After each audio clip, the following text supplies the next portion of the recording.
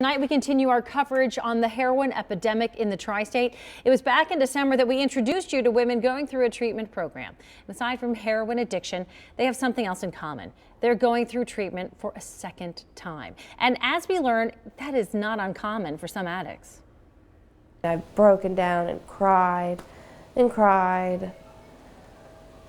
had just been kind of a wreck. I finally accepted that I was here and that I was going to do this, no matter how hard it was.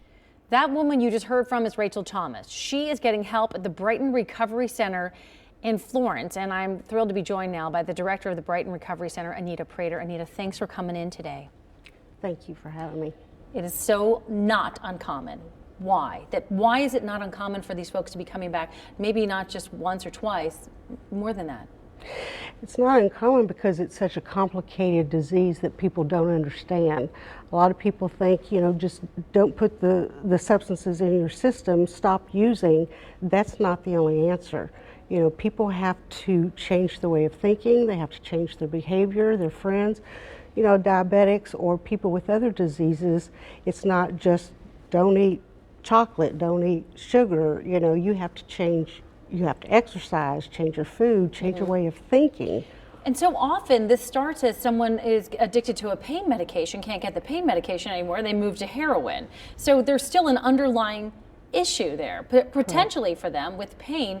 And I think that a lot of us tend to jump to us being, that kind of group mentality of if you're a drug addict, you're a bad person. Not the case.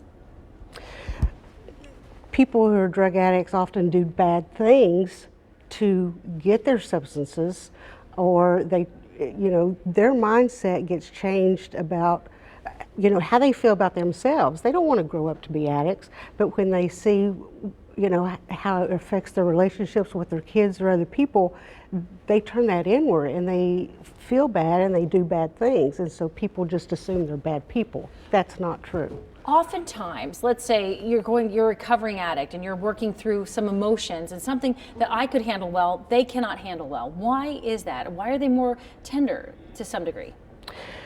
People using drugs or alcohol, it numbs their emotions, their feelings. Their development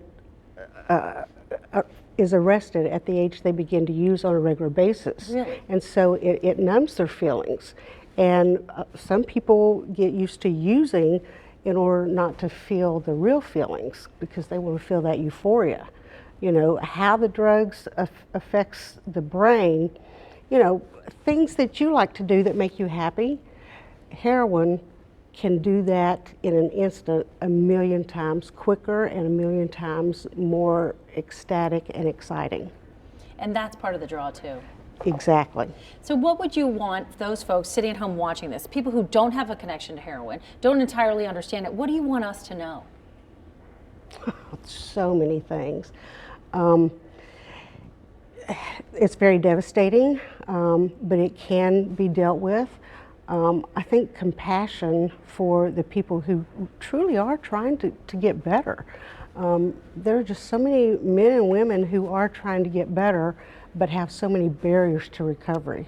And just stop using is not just the only answer. It's not. Anita Prater from the Brighton Recovery Center, thanks so much for the work that you're doing and for coming in tonight. Thanks for having me.